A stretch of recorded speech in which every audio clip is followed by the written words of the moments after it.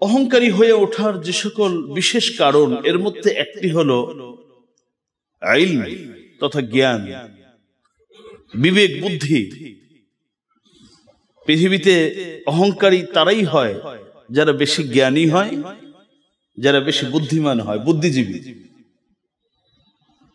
এই মানুষগুলো জ্ঞানের কারণে, তাদের বুদ্ধি শক্তির কারণে তারা অহংকারী হয়ে যায়।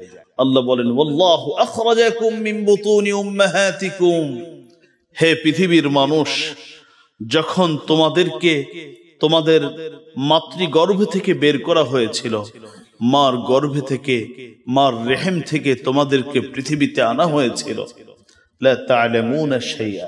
হে মুফতি সাহেব, হে ব্যারিস্টার, হে ডক্টর, তখন তোমার কোনো জ্ঞান ছিল না। وَجَعَلَ لَكُمُ السَّمْعَ وَالْأَبْصَارَ وَالْأَفْئِدَةَ لَعَلَّكُمْ تَشْكُرُونَ। আমি তোমাদেরকে শ্রবণ শক্তি দান করেছি, আমি তোমাদেরকে দৃষ্টি শক্তি দান করেছি, শুনে শুনে জ্ঞান অর্জন করবে, দেখে দেখে জ্ঞান অর্জন করবে। ওয়াল আফইদা, আমি তোমাদেরকে অন্তর শক্তি দান করেছি, বুঝ শক্তি আমি তোমাদেরকে দান করেছি, এগুলো দিয়ে উপলব্ধি করবে। লাআল্লাকুম তাশকুরুন, এগুলো দিয়েছি তোমাদেরকে অহংকারী হওয়ার জন্য নয়, বরং তোমাদেরকে কৃতজ্ঞ হওয়ার জন্য। তোমরা যেন আমার শুকরিয়া আদায় করো। আমি দিয়েছি আমার কৃতজ্ঞতা প্রকাশ করার জন্য, আমি এগুলো তোমাদেরকে দিয়েছি, অহংকারী হওয়ার জন্য নয়। মানুষের কল্যাণে জ্ঞান ব্যবহার করা, জ্ঞান মানুষের অকল্যাণে ব্যবহার করা, এটা অহংকারীদের চরিত্র। আল্লাহ যদি কাউকে জ্ঞান দান করেন, কোনদিন যেন সেই জ্ঞান, গরিমা, এটাকে মানুষের সামনে অহংকার বশত প্রকাশ না করে। আমার আল্লাহ এটা খুব অপছন্দ করেন। অনেকে বলে আমাদের নবী মূর্খ নবী, নাউযু বিল্লাহি মিন যালিক। খেয়াল রাখবেন, আমাদের নবী হলেন উম্মি। উম্মি বলা হয় ওই ব্যক্তিকে যিনি পৃথিবীর কারো কাছ থেকে শিক্ষা গ্রহণ করেননি। তার মানে কি মূর্খ? বরং তিনি স্রষ্টার কাছ থেকে সরাসরি শিক্ষা অর্জন করেছেন, তিনি হলেন উম্মি। এটা সবচেয়ে নিকৃষ্ট অহংকার। দেখবেন যার একটু ইবাদত আছে, মানুষকে মানুষই মনে করে না, অথচ কত ভয়ঙ্কর কথা, সবাইকে মনে করে এটা জাহান্নামী, এটা জাহান্নামের হাবিয়াতে যাবে, এটা ওই জাহান্নামে যাবে, এটা ওই, আর আমি জান্নাতুল ফিরদাউসের একমাত্র মেহমান, কারণ আমি তাহাজ্জুদ পড়ি, আমি জামাতের সাথে নামাজ পড়ি, আমার জুব্বা লম্বা, আমার এইটা আছে সেটা আছে, আমি সাদাকা করি। নবী বলেন, যখন তুমি কোনো ব্যক্তিকে এই কথা বলতে শুনবে, হালাকান নাস, ওই লোক তো ধ্বংস হয়ে গেছে, ওই লোক ধ্বংস হয়ে গেছে, তখন তুমি বুঝে নাও ফাহু আহলাকুহুম, সে ব্যক্তিই হলো সবথেকে বড় ধ্বংসশীল ব্যক্তি।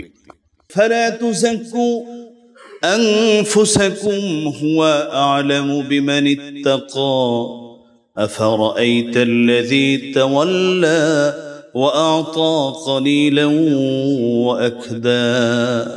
আল্লাহ বলেন, ফালা তুযাক্কু আনফুসাকুম, হে পৃথিবীর মানুষ, তোমরা নিজেকে খুব পবিত্র, নিজেকে বড় বুজুর্গ মনে করো না। হুয়া আ'লাম বিমান ইত্তাকা, তিনি ভালো জানেন কার অন্তরে কতটুকু তাকওয়া আছে, তিনি খুব ভালো করে জানেন। সম্মানিত হাজিরিন, আমাদের আলোচ্য বিষয় ছিল অহংকার একটি জঘন্যতম অপরাধ।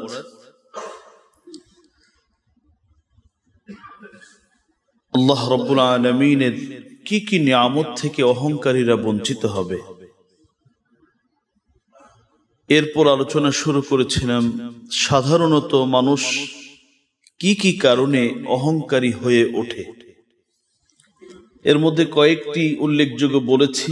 এক নম্বর হলো মানুষ সম্পদের কারণে। আল্লাহ যখন অনেক সম্পদ দেয় তখন অহংকারী হয়ে ওঠে। সন্তান, লোকবল যার বেশি, দেখা যায় যে এই মানুষগুলো অহংকারী হয়ে যায়। কখনো বংশ, ভালো বংশের মানুষ, বংশ মর্যাদা পেয়ে মানুষ অহংকারী হয়ে যায়। কখনো কখনো মানুষ তার দৈহিক শারীরিক গঠন, শারীরিক সৌন্দর্যতা ইত্যাদি ইত্যাদির কারণে মানুষ অহংকারী হয়ে ওঠে। সর্বশেষ যেখানে আমি আমার আলোচনা শেষ করেছিলাম, মানুষ যখন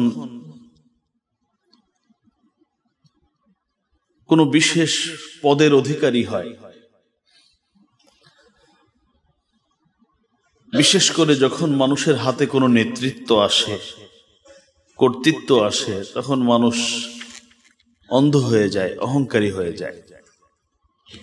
এর অসংখ্য উদাহরণ কোরআন এবং সুন্নাহর মাঝে রয়েছে।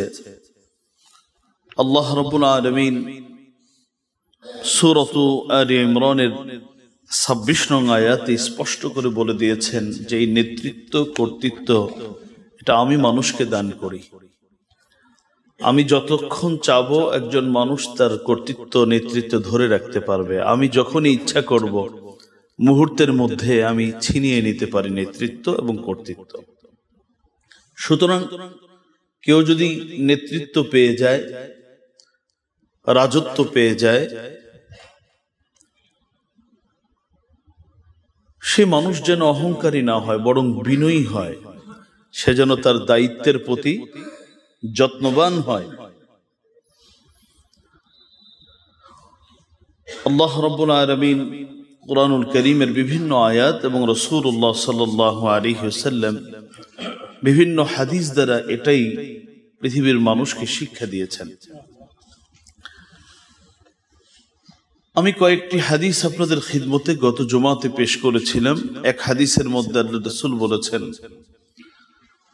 অচিরেই কিছু মানুষ পৃথিবীতে আগমন করবে, ইন্নাকুম সাতাহরিসুনা আলাল ইমারা, যারা নেতৃত্ব চাবে, দায়িত্বভার গ্রহণ করতে আগ্রহী হবে, কিন্তু উদ্দেশ্য মানুষের সেবা হবে না, উদ্দেশ্য জনগণের জন্য কাজ করা হবে না, বরং এর উদ্দেশ্য হবে নিজেকে প্রতিষ্ঠিত করা। নবীজি বলেন, ওয়াসাতাকুনু নাদামাতান ইয়াউমাল কিয়ামাহ, এই মানুষগুলো খুব অল্প সময় পরেই तमाम পৃথিবীর মানুষের সামনে ওরা লাঞ্ছিত হবে, অপমানিত হবে, অপদস্থ হবে। অর্থাৎ এই ক্ষণিকের সম্মান চিরস্থায়ী অসম্মানের দিকে তাকে ঠেলে দিবে। বুখারীর হাদিস।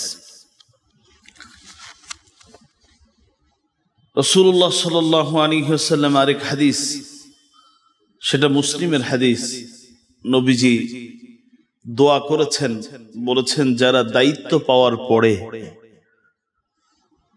অধীনস্থদের উপর কঠোর হয়, এখানে কঠোরতা মানে দায়িত্ব তার কাছ থেকে বুঝে নেওয়া নয়, বরং তার প্রতি অবিচার করে, আল্লাহ রাসূল বদদোয়া করে বলেছেন আল্লাহ যেন তার উপর কঠোরতা করেন, আল্লাহ যেন তার উপর জুলুম করেন। যদিও আল্লাহ জুলুম করবেন না, আল্লাহ জুলুমের বদলা যেন নেন।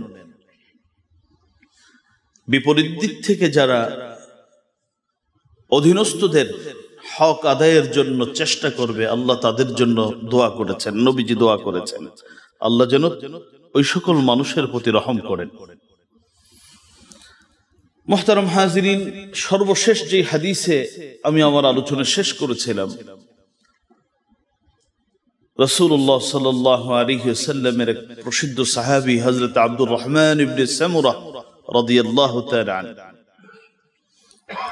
তাকে নবীজি বললেন, ইয়া আব্দুর রহমান লা তাসআলিল ইমারা, আব্দুর রহমান কখনোই দায়িত্বভার তোমরা চেয়ে নিও না, এটা চাবা না। فإنك إن أعطيتها عن مسألة أكلت إليها, যদি দায়িত্ব চেয়ে নাও তাহলে এই দায়িত্ব পালনের যত বোঝা আছে সব তোমার উপর, তোমার কাঁধে উঠিয়ে দেওয়া হবে। وإن أعطيتها عن غير مسألة أعنت عليها, আর যদি দায়িত্ব চেয়ে না নাও বরং মানুষ তোমার কাঁধে চাপিয়ে দেয়,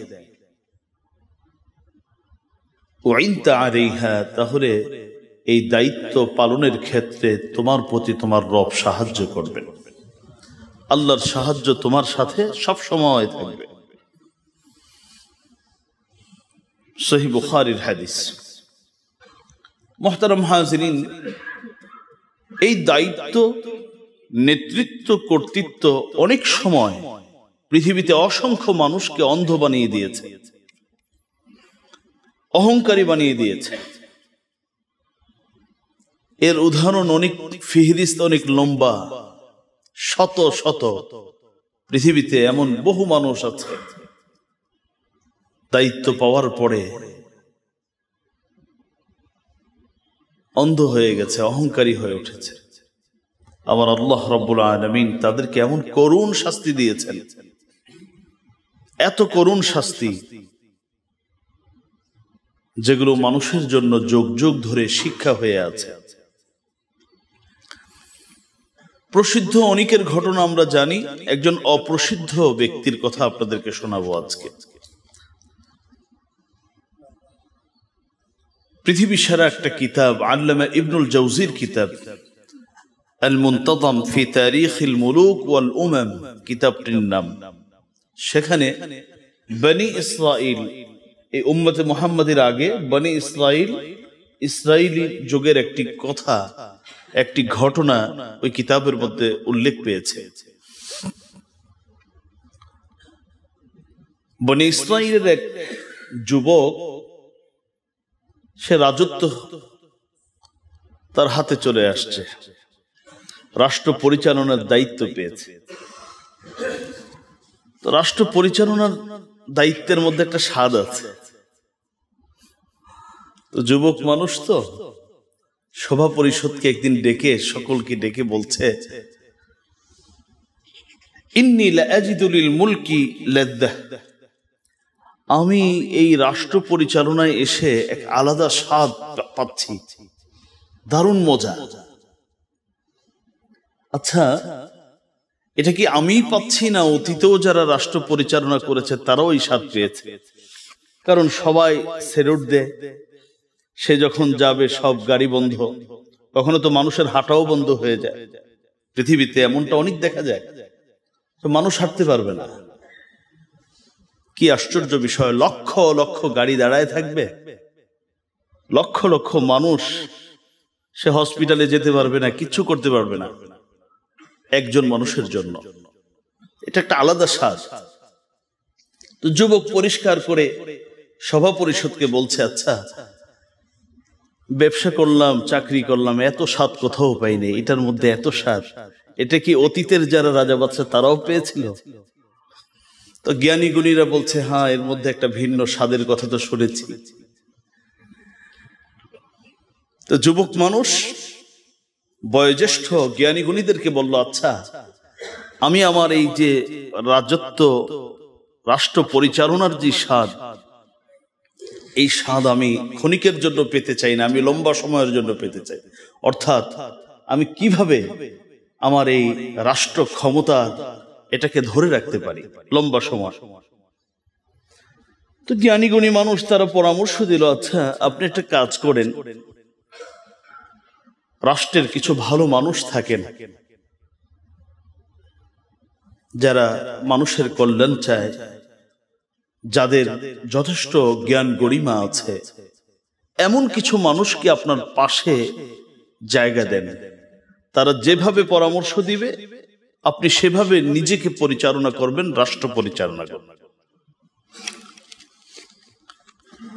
যুবক বাদশাহ যেহেতু স্বাদ পেয়েছে অল্প বয়সে, এই স্বাদ লম্বা সময় পেতে চায়, তো যেই পরামর্শ দিয়েছে সেই পরামর্শ অনুযায়ী রাষ্ট্রের যত গুণীজন আছে, জ্ঞানী গুণী মানুষ আছে, ভালো মানুষ আছে, এই মানুষগুলোকে একজন একজন করে কাছে নিয়ে আসছে। সকলকে একসাথে এনে তাদের সাথে পরামর্শ করছে, আমি কিভাবে রাষ্ট্র পরিচালনা করলে আমার এই যে রাষ্ট্রীয় ক্ষমতা এটা দীর্ঘ সময় থাকবে। তো সকলেই সংক্ষেপে যেটা বললেন সেটা হলো আন তুতি আল্লাহ ওয়া রাসূলাহু আল্লাহর আনুগত্য করেন, রাসূলের অনুসরণ করেন। পৃথিবীতে কোন রাসূল মানুষের অকল্যাণে কাজ করেননি। রাসূলদের পুরো জীবনী, নবীদের পুরো জীবনীটাই মানুষের কল্যাণে, জনগণের কল্যাণে, রাষ্ট্রের কল্যাণে। এবং আমার আল্লাহ রাব্বুল আলামিন যে পরামর্শগুলো দিয়েছেন, নির্দেশনাগুলো দিয়েছেন, এর থেকে উত্তম নির্দেশনা পৃথিবীতে কেউ দিতে পারে না।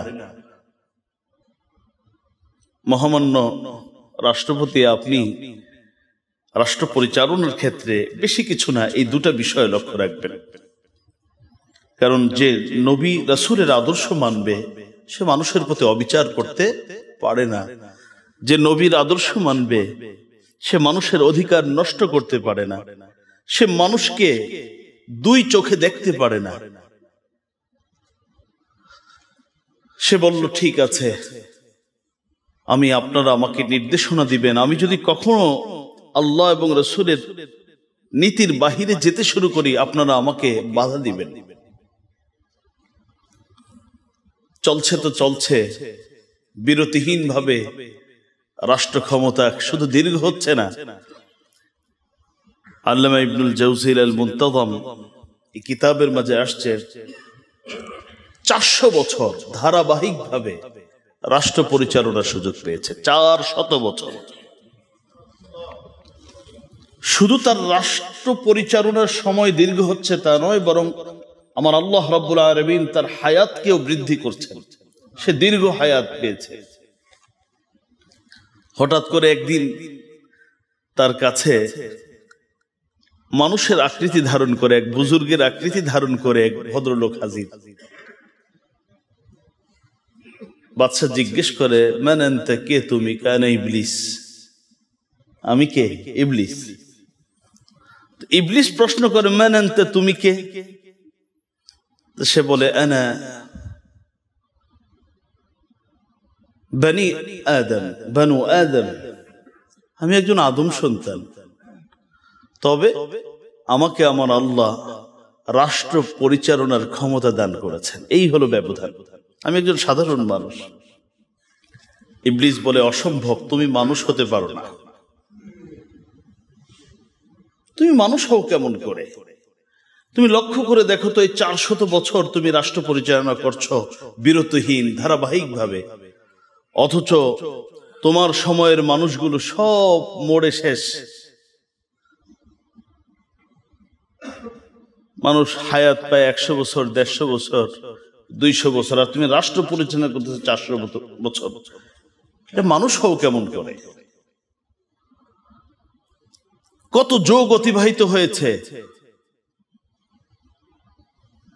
কত ধরনের মানুষের আগমন ঘটেছে, কেউ তো তোমার কাছ থেকে এই রাষ্ট্রীয় ক্ষমতা নিতে পারেনি। এটাই প্রমাণ বহন করে তুমি সাধারণ কোনো মানুষ নও, বরং তুমি হয়তো এই মানুষের স্রষ্টা হতে পারো। নাউযু বিল্লাহি মিন যালিক। ইবলিসের ওয়াজ খুব দিলের মধ্যে ঢুকছে।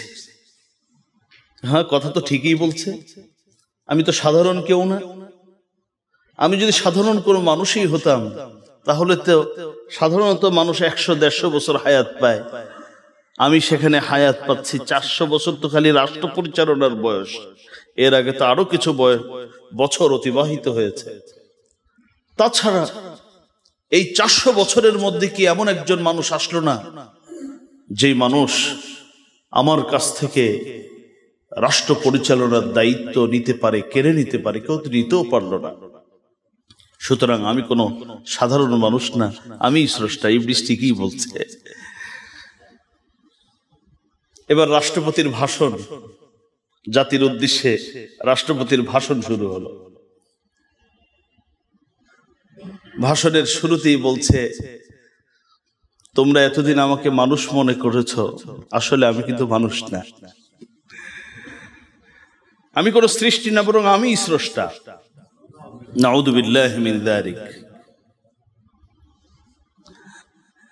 যদি আমি সাধারণ কোনো মানুষ হতাম, এত দীর্ঘকাল রাষ্ট্র পরিচালনার কোনো ইতিহাস আছে?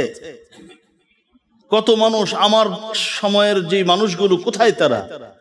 কেউ 200 বছর আগে মারা গেছে, কেউ 300 বছর আগে মারা গেছে, আর আমার রাষ্ট্র পরিচালনার মেয়াদকাল হচ্ছে 400 বছর। তোমরা কি আমাকে মানুষ মনে করেছো? আমি কিন্তু সাধারণ কোনো সৃষ্টি নয়, বরং আমি হলাম স্রষ্টা। নাউযু বিল্লাহি মিন যালিক। আল্লাহ রাব্বুল আলামিন তামাম পৃথিবীকে 4 জন মানুষ তামাম পৃথিবীর রাজত্ব করেছিলেন।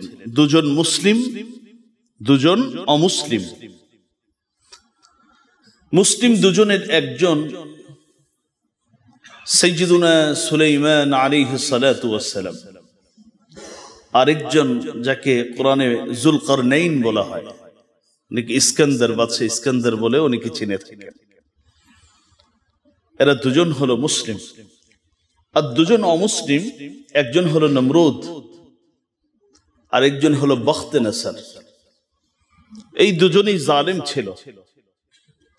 অনেক তাফসীর কারকরা এই কথা উল্লেখ করে তারা চমৎকার একটি শিক্ষামূলক কথা বলেছেন কোন রাজত্ব পেয়ে যাওয়া, রাষ্ট্র পরিচালনার সুযোগ পাওয়া, কোন সম্মানিত পদ পাওয়া পৃথিবীতে, এটা তার পরকালের সফলতার কোনো মাপকাঠি নয়। যদি মাপকাঠি হতো, আল্লাহ রাব্বুল আলামিন 2 জন মুসলিমকে আর 2 জন অমুসলিমকে তামাম পৃথিবীর রাজত্ব দিতেন না, বরং 4 জন মুসলমানকেই দান করতেন। সুতরাং পৃথিবীতে কেউ যদি কোনো পদ, সম্মানিত কোনো পদ পেয়ে যায়, বুঝতে হবে এটা বড় পরীক্ষা। এই পরীক্ষায় উত্তীর্ণ হতে পারলে এটা আমার জন্য সফলতা আনবে, আর যদি আমি এখানে ফেল করি তাহলে আমার আমসালা সব যাবে। মুহতারাম হাজিরিন, এই 4 জন বাদশার 2 জন মুসলিম, 2 জন অমুসলিম। বখত-ই-নসরের আমল তখন চলছিল। আল্লাহ রাব্বুল আলামিন বেশি কিছু করেন নাই, বখত-ই-নসরের মধ্যে একটা কথা অন্তরে সৃষ্টি করে দিলেন। এই বখত-ই-নসর, ওই দেখ 400 বছর ক্ষমতা ধরে রাখছে, কখন জানি তোর উপর উঠে বলা যায় না। বখত-ই-নসর তার পুরো বাহিনী নিয়ে এর উপর চড়াও হয়, তাকে হত্যা করে, এবং কিতাবের মধ্যে আসছে 70টা জাহাজ ভর্তি স্বর্ণ। বুঝেন তো, 400 বছর ক্ষমতা, মাত্র 2, 4, 5, 10, 20 বছর থাকলে যে অবস্থা হয়, সেখানে কত বছর? 400 বছর। 70 জাহাজ ভর্তি স্বর্ণ এই বখত-ই-নসর তার কাছ থেকে উদ্ধার করে। আল্লাহ রাব্বুল আলামিন যখন সে জুলুম করে বসলো, অহংকারী হয়ে উঠলো, আল্লাহ রাব্বুল আলামিন তাকে আর ছাড় দিলেন না। যতদিন বিনয়ী ছিলেন, আল্লাহ রাব্বুল আলামিন শুধু সম্মান দিচ্ছিলেন, আর যখন সে অহংকারী হয়ে উঠল, আল্লাহ রাব্বুল আলামিন সম্মান কেড়ে নিলেন, অপদস্থ করলেন, দুনিয়াতেই লাঞ্ছিত করলেন, আখিরাতের লাঞ্ছনা তো অপেক্ষা করছে। মুহতারাম হাজিরিন, এভাবে করে অসংখ্য দায়িত্বপ্রাপ্ত রাষ্ট্রীয় ক্ষমতায় যারা গিয়েছিল, অহংকারী হয়ে উঠেছিল, আল্লাহ পাক তাদেরকে পাকড়াও করেছিলেন। তাহলে মানুষ অহংকারী হওয়ার একটি অন্যতম কারণ হলো ক্ষমতা, নেতৃত্ব, কর্তৃত্ব, রাজত্ব। এগুলো মানুষকে অন্ধ বানিয়ে দেয়, অহংকারী বানিয়ে দেয়। অহংকারী হয়ে ওঠার যে সকল বিশেষ কারণ, এর মধ্যে একটি হলো ইলম তথা জ্ঞান, বিবেক, বুদ্ধি। পৃথিবীতে অহংকারী তারাই হয় যারা বেশি জ্ঞানী হয়, যারা বেশি বুদ্ধিমান হয়, বুদ্ধিজীবী। এই মানুষগুলো জ্ঞানের কারণে, তাদের বুদ্ধি শক্তির কারণে তারা অহংকারী হয়ে যায়। কখনো চিন্তা করে না আমার মতোই তো আরেকজন মানুষ, আমি একটি কথা এতদিন মনে রাখতে পারি, সে মনে রাখতে পারে না। আমার মতো আরেকজন মানুষ, সে ভালো মন্দ কিচ্ছু চিনে না, বলতে পারে না, বুঝতে পারে না। আমি এত কিছু বুঝি, এগুলো কে দিয়েছেন, এই চিন্তা তখন আর তার মাথায় আসে না। আল্লাহ রাব্বুল আলামিন কুরআনুল কারীম সূরাতুন নাহল এর ৭৮ নং আয়াতে বলেন, ওয়াল্লাহু أخرجكم من بطون أمهاتكم لا تعلمون شيئا وجعل لكم السمع والأبصار والأفئدة لعلكم تشكرون আল্লাহ বলেন ওয়াল্লাহু আখরাজাকুম মিন বুতুনি উম্মাহাতিকুম, হে পৃথিবীর মানুষ, যখন তোমাদেরকে তোমাদের মাতৃগর্ভ থেকে বের করা হয়েছিল, মার গর্ভে থেকে, মার রেহেম থেকে তোমাদেরকে পৃথিবীতে আনা হয়েছিল, লা তা'লামুনা শাইআ, হে মুফতি সাহেব, হে ব্যারিস্টার, হে ডক্টর, তখন তোমার কোনো জ্ঞান ছিল না। এমন কি কোনটা ময়লা, কোনটা ভালো, কোন খাবার খাওয়া যাবে, কোনটা খাওয়া যাবে, কোনটা দেখলে ওর থেকে দূরে সরতে হবে, এই জ্ঞানও তোমার ছিল না। ছিল কারো? আল্লাহু আকবার। দেখবেন ছোট বাচ্চা যারা, হ্যাঁ, 2 মাস 1 মাস, এদের কাজ কারবার দেখলে আমরা হাসি। যেটা খাবার খাওয়া দরকার ওইটা খায় না, যেটা খাওয়া দরকার না ওইটা খায়, হ্যাঁ, যেটা ধরা দরকার ওইটা ধরে না, যেটা না ধরা দরকার ওটা কি করতে থাকে? ধরতে থাকে। দেখেন না এগুলো? আমার আল্লাহ বলেন লা তা'লামুনা শাইআ, কোনো জ্ঞান তোমাদের ছিল না। মুফতি সাহেব, তুমি তো মাও বলতে পারতে না। আল্লাহ বলেন আমি وَجَعَلَ لَكُمُ السَّمْعَ وَالْأَبْصَارَ وَالْأَفْئِدَةَ لَعَلَّكُمْ تَشْكُرُونَ, আমি তোমাদেরকে শ্রবণ শক্তি দান করেছি, আমি তোমাদেরকে দৃষ্টি শক্তি দান করেছি, শুনে শুনে জ্ঞান অর্জন করবে, দেখে দেখে জ্ঞান অর্জন করবে। ওয়াল আফইদা, আমি তোমাদেরকে অন্তর শক্তি দান করেছি, বুঝ শক্তি আমি তোমাদেরকে দান করেছি, এগুলো দিয়ে উপলব্ধি করবে। লাআল্লাকুম তাশকুরুন, এগুলো দিয়েছি তোমাদেরকে অহংকারী হওয়ার জন্য নয়, বরং তোমাদেরকে কৃতজ্ঞ হওয়ার জন্য, তোমরা যেন আমার শুকরিয়া আদায় করো। আমি দিয়েছি আমার কৃতজ্ঞতা প্রকাশ করার জন্য, আমি এগুলো তোমাদেরকে দিয়েছি, অহংকারী হওয়ার জন্য নয়। সূরাতুল মুমিনুন ৭৮ নং আয়াত। আল্লাহ বলেন ওয়াহুয়াল্লাযী আনশাআ লাকুমুস সামআ ওয়াল আবসারা ওয়াল আফইদা ক্বালিলাম মা তাশকুরুন।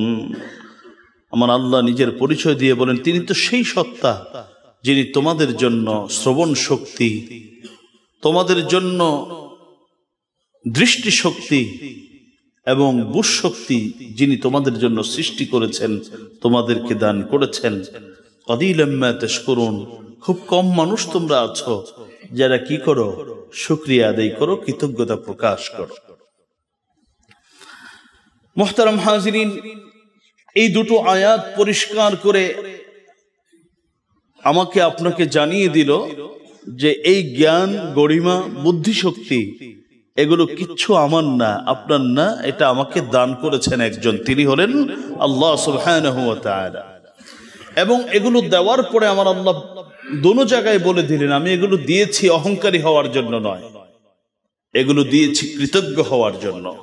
বুঝে শুনে যে আসলে এগুলো পেলাম কোত্থেকে, এগুলো তো ছিল না, এগুলো একজন দিয়েছেন, যিনি দিলেন আমি তার নিমুখ হারামি করি কেমন করে। মুহতারাম হাজরিন, পৃথিবীতে রাসূলুল্লাহ সাল্লাল্লাহু আলাইহি ওয়াসাল্লাম আগমনের আগে ইহুদি জাতি তৎকালীন সবচেয়ে জ্ঞানী ছিল, কারণ ওরা তাওরাত বিশাল কিতাব, তো এই কিতাবের জ্ঞানী ছিল।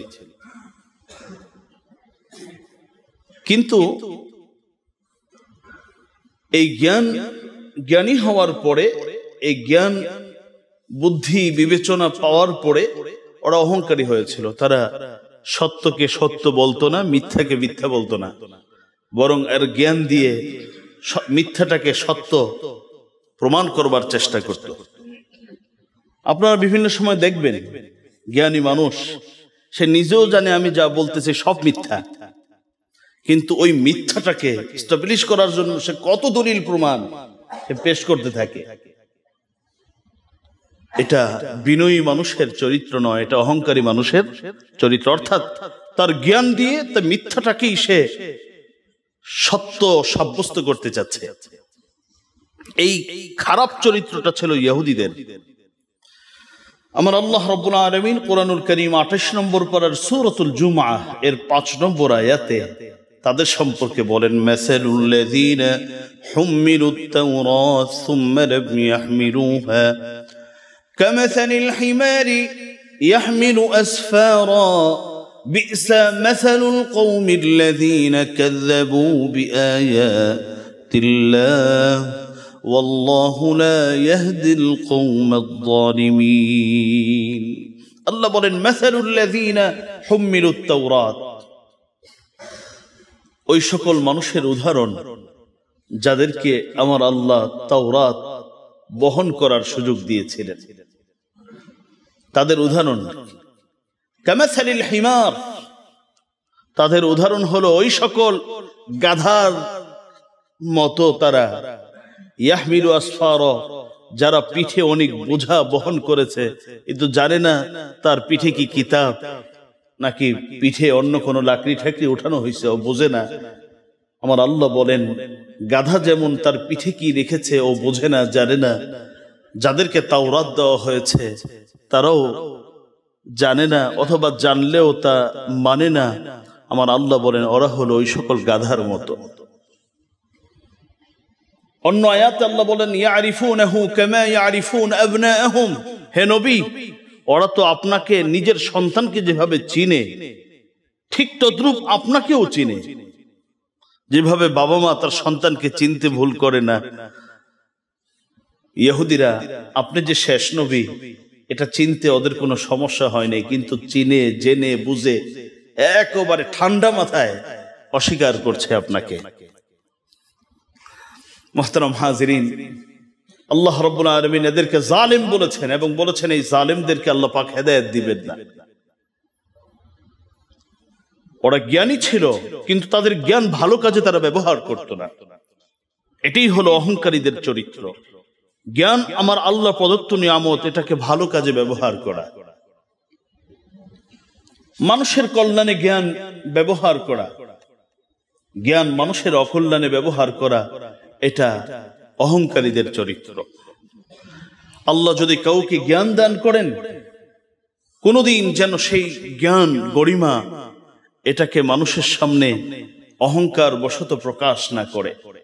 আমার আল্লাহ এটা খুব অপছন্দ করেন।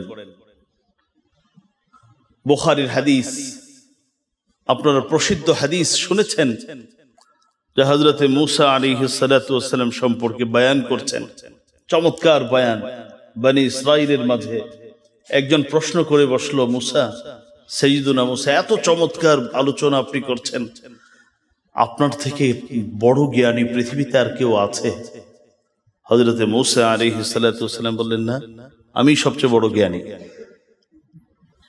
ফাতাবাল্লাহু আলাইহি, আল্লাহ পাক নারাজ হয়ে গেছেন।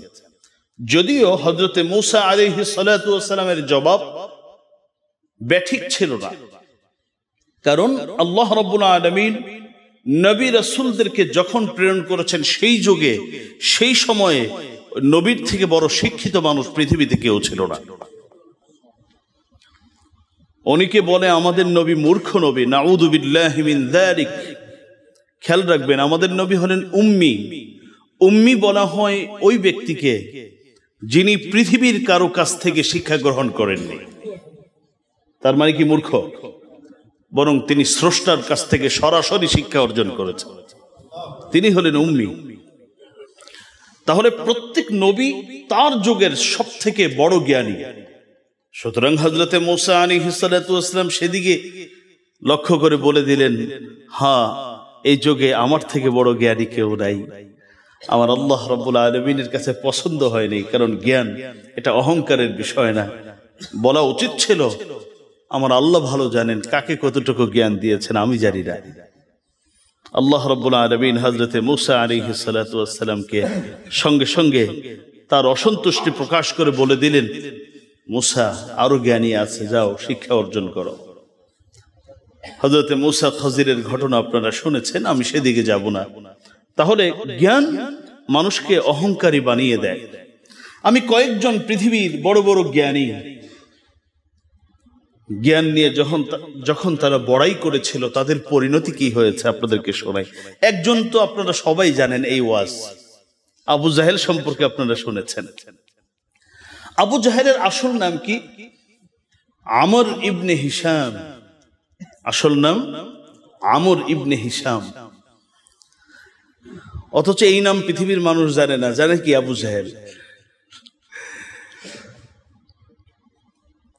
তৎকালীন কুরাইশ নেতাদের জন্য তাদের একটা বৈঠকখানা ছিল, যার নাম হলো দারুন নাদওয়া। ওই দারুন নাদওয়াতে খালি নেতা হলেই ঢুকতে পারতো না, ওখানে ঢুকতে হলে প্রচুর জ্ঞানের অধিকারী হতে হতো।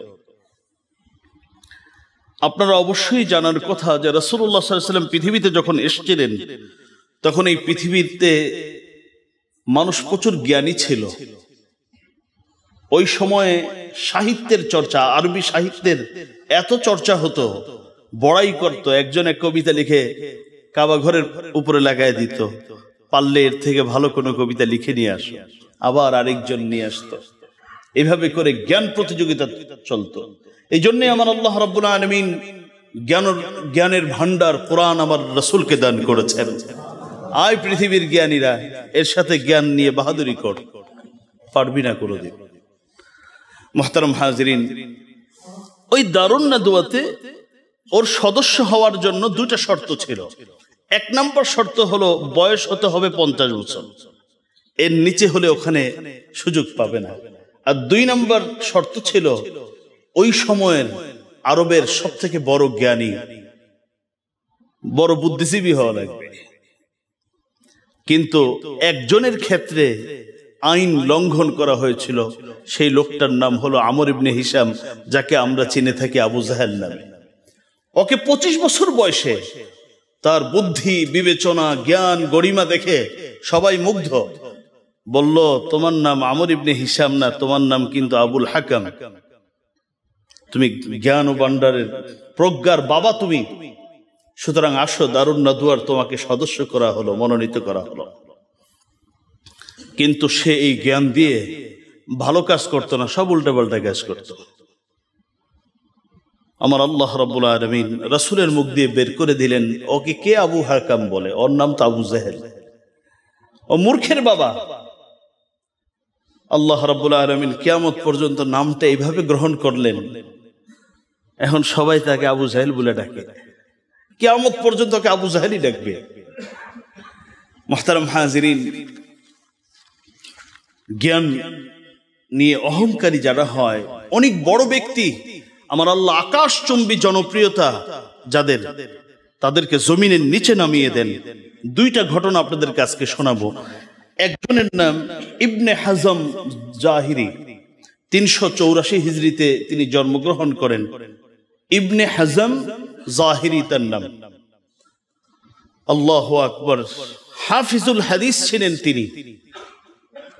3 লক্ষ হাদিস। কয় লক্ষ? বুখারী শরীফে হাদিস আছে কয়টা? 5,000 হাদিস। অনেকে বলে যে হাদিস তো এই কটা মুখস্থ, বুখারীতে আছে, খালি বুখারী থাকলেই হাদিস। পৃথিবীতে কত হাজার হাজার হাজার হাজার হাদিস, সহিহ হাদিস আছে বিভিন্ন কিতাবে, যেটা বুখারীতেও নাই, মুসলিমেও নাই, তিরমিজিতেও নাই, আবু দাউদেও নাই। 3 লক্ষ হাদিস মুখস্থ ছিল, সনদ মুখস্থ, সূত্র মুখস্থ, হাদিসের অর্থ, শব্দ সব মুখস্থ এই ইবনে হাজম জাহিরি। শুধু তাই নয়, পৃথিবীতে ইবনে জারির তাবারি একজন বিখ্যাত ব্যক্তি ছিলেন, ইসলামী স্কলার, যিনি আরব বিশ্বে 400 অধিক কিতাব লিখেছিলেন। কয়শত? 400-এর অধিক। পৃথিবীতে আরেকজন ব্যক্তি যিনি 400-এর বেশি কিতাব নিজে লিখেছেন, অন্যরা লিখে আনছেন আর নিজের সিগনেচার দিয়ে নিজের বই আছে না উনি কি বের করে, ওইরকম না, নিজে 400 কিতাব লিখেছেন, 400-এর অধিক। ইবনে হাজম জাহিরি যেটা পৃষ্ঠার আকারে 80,000-এর বেশি পৃষ্ঠা ছিল। কত পৃষ্ঠা? 80,000-এর বেশি পৃষ্ঠা। এই ইবনে হাজম জাহিরি, এই ব্যক্তির একটা খারাপ অভ্যাস ছিল। ভালো কথাগুলো বললাম, 3 লক্ষ হাদিস মুখস্থ, ইসলামী বই প্রায় 400-এর বেশি বই তিনি লিখেছেন, যার শুধু পৃষ্ঠার হিসাবে 80,000-এর বেশি পৃষ্ঠা ছিল। কিন্তু এই লোকটার কাজ ছিল কোনো মানুষকে মানুষ মনে করত না, কোনো মানুষকে সম্মান দিত না, এবং অতীতে তার শিক্ষক শুরু করে অতীতে যাদের কাছ থেকে শিক্ষা অর্জন করেছে এই মানুষগুলোকে খুব ব্যঙ্গভাবে, খুব খারাপ ভাবে তাদের নাম উচ্চারণ করত। আল্লাহ রাব্বুল আলামিন এত বড় ব্যক্তি হওয়ার পরেও আল্লাহ ছাড় দেন নাই। আল্লাহ শেষ বয়সে তাকে হেদায়েত থেকে বঞ্চিত করে ভ্রান্ত মতবাদে বিশ্বাসী করে এরপর আল্লাহ পাক তাকে মৃত্যু দিয়েছিলেন। আল্লামা ইবনুল কাইয়িম জাওজি রাহিমাহুল্লাহ আযজা ওয়া জাল তার সম্পর্কে বলতেন, পৃথিবীতে 2 জন জালেম, একজনের তরবারি খুব বেশি চলতো, আরেকজনের জবান খুব বেশি চলতো। তরবারি বেশি চলতো হলো হাজ্জাজ বিন ইউসুফ, ও কথায় কথায় মানুষ হত্যা করত ওই যুগের। এরপরে আরো কিছু হাজ্জাজ বিন ইউসুফ যুগে যুগে সৃষ্টি হয়েছে, কথায় কথায় মানুষ মারা। আল্লামা ইবনুল কাইয়িম জাওজি রাহিমাহুল্লাহ আযজা ওয়া জাল বলেন যে এই কথায় কথায় মানুষ মারা এটা ছিল হাজ্জাজ বিন ইউসুফের এক চরিত্র, আর কথায় কথায় মানুষকে অপমানিত করা, জ্ঞানের বাহাদুরি করা, এটা ছিল ইবনে হাজম জাহিরির চরিত্র। আল্লাহ পাক ছাড় দেন। সুতরাং আলেম হইলেই ছাড় পাবে তা না। 3 লক্ষ হাদিস ভিতরে 400-এর বেশি কিতাব লিখছে, আল্লাহ পাক তাকে মাহরুম করে দিয়েছেন, হেদায়েত থেকে মাহরুম করেছেন।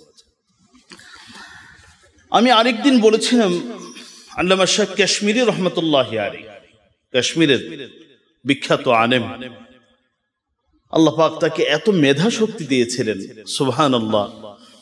উনি একবার একটা বই একবার শুধু মোটামুটি দেখে গেলে 30 বছর পর্যন্ত এটা স্মরণ রাখতে পারতেন। বুখারী শরীফের একটা ব্যাখ্যা গ্রন্থ লিখেছেন ফাইজুল বারী, সুবহানাল্লাহ। ঢুকলে বোঝা যায় জ্ঞানের সমুদ্র ওখানে রয়েছে।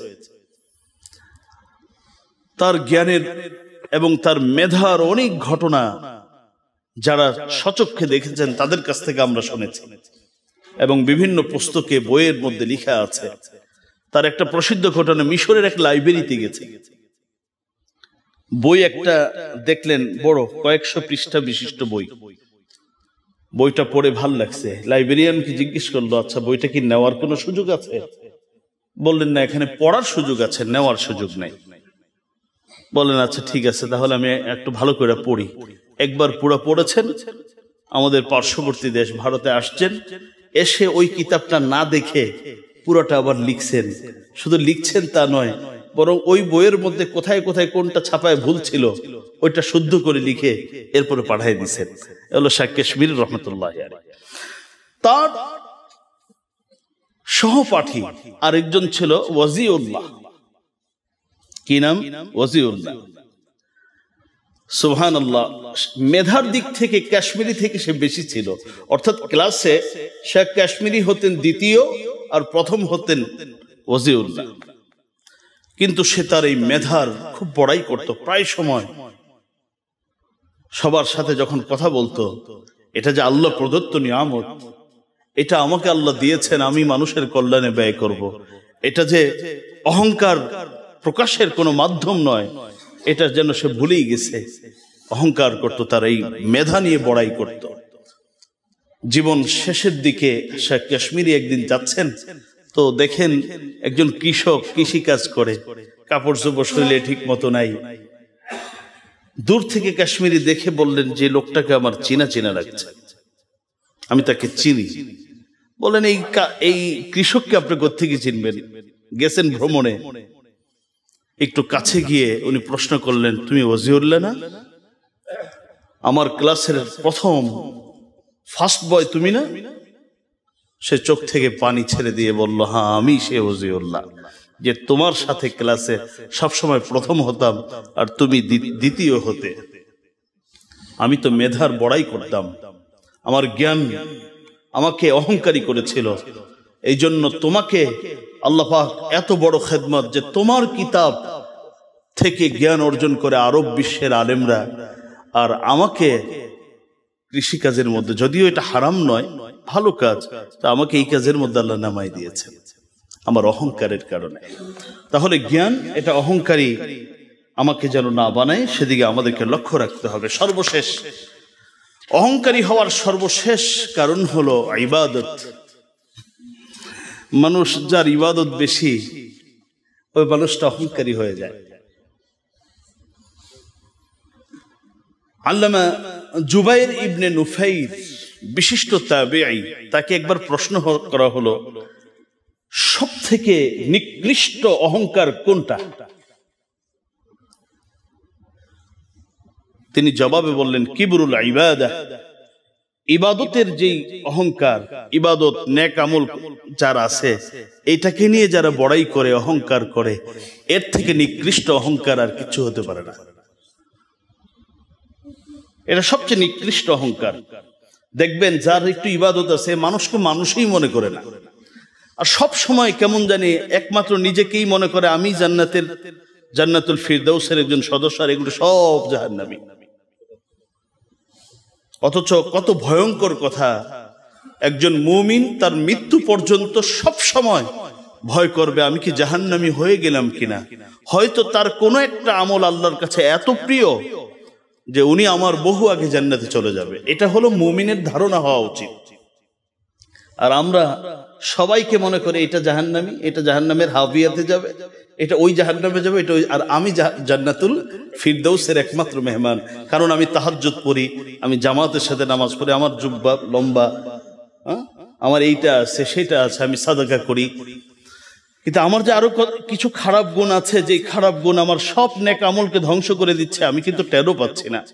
অথচ তার দুই একটা ভালো আমল এমন আছে যে আমলটা আল্লাহর কাছে এত প্রিয় যে আমার হাজারো আমল থেকে তার ওই দুটা আমল আল্লাহর কাছে বেশি মর্যাদাপূর্ণ।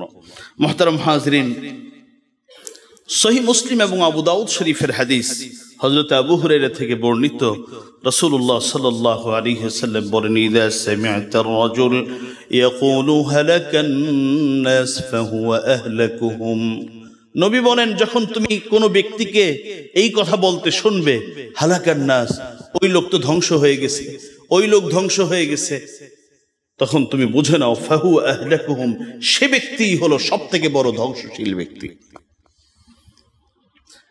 এখন এই সমাজে দেখবেন এক শ্রেণীর মানুষ, সে আপনার ইবাদতকে ইবাদতেই মনে করে না, আয়েশা বলবে আপনারটা শিরক, আপনারটা বিদআত, মানে বলতেই থাকে, একে দায়িত্ব দেওয়া হয়নি, আর মনে করে যে আমার ইবাদত, আমার থেকে সহি ইবাদত আর কারো নেই। এরকম মানুষ আপনাদের এলাকায় না থাকলেও বাংলাদেশে বহু আছে। নবীজি বলেছেন, আমার কথা নয়, আল্লাহর রাসূল বলেছেন, কোন ব্যক্তিকে যদি এই কথা বলতে শোনো, হালাকান নাস, মানুষ ধ্বংস হয়ে গেছে, বুঝে নাও ফাহু আহলাকুহুম, যারা ধ্বংস হয় সব থেকে বড় ধ্বংস সে হচ্ছে, কিন্তু সে টের পাচ্ছে না, সে মানুষের ইবাদত নিয়ে খুব বড় পেরেশান হয়ে আছে। সূরাতুন নাজমের ৩২ নং আয়াত আল্লাহ বলেন, ফালা তুযাক্কু আনফুসাকুম হুয়া আ'লামু বিমান ইত্তাকা আফারাআইতাল্লাযী তাওয়াল্লা ওয়া আ'তা ক্বালীলান ওয়া আকদা। আল্লাহ বলেন, ফালা তুযাক্কু আনফুসাকুম, হে পৃথিবীর মানুষ, তোমরা নিজেকে খুব পবিত্র, নিজেকে বড় বুজুর্গ মনে করো না। হুয়া আ'লাম বিমান ইত্তাকা, তিনি ভালো জানেন কার অন্তরে কতটুকু তাকওয়া আছে, তিনি খুব ভালো করে জানেন। মুহতারাম হাজিরিন, ইলম এবং আমল নিয়ে বড়াই করা, বিশেষ করে আমল নিয়ে বড়াই করা, এটা আমাদের সমাজের, এটা ক্যান্সারে আক্রান্ত, মানে একটা অংশ আছে যাদেরকে এই রোগে আক্রান্ত করেছে। ও সারাক্ষণ শুধু মানুষের আমল নিয়ে বড় পেরেশান। ও কেন পা একটু রাখছে, আর একটু ফাঁক না করলে আমল শেষ, হাত কোথায় বাঁধছে এই কারণে তার আমল শেষ। আমি নিজে দেখেছি মুসল্লি 30 বছর ইমাম সাহেবের সাথে গিয়ে একটু মুসাফা করার সুযোগ হয় না, কারণ ইমাম সাহেবের আমলের থেকে মনে করে যে একটা খারাপ, আমারটা ভালো, কারণ আমি তো এই করি, উনি তো এটা করেন না। আমি আমার সেই ভাই বোনদেরকে অনুরোধ করব, এই জাতীয় মানসিকতা আমাকে অহংকারী করছে এবং আমাকে ধ্বংস যারা প্রাপ্তশীল হচ্ছে তাদের মধ্যে আমাকে অন্তর্ভুক্ত করছে, এগুলো বুঝার দরকার। আল্লাহ আমাদেরকে বুঝার তৌফিক দান করেন, আমিন। ওয়া আখিরু দাওয়ানা আলহামদুলিল্লাহি রাব্বিল আলামিন। আসসালামু আলাইকুম ওয়া রাহমাতুল্লাহি ওয়া বারাকাতুহু।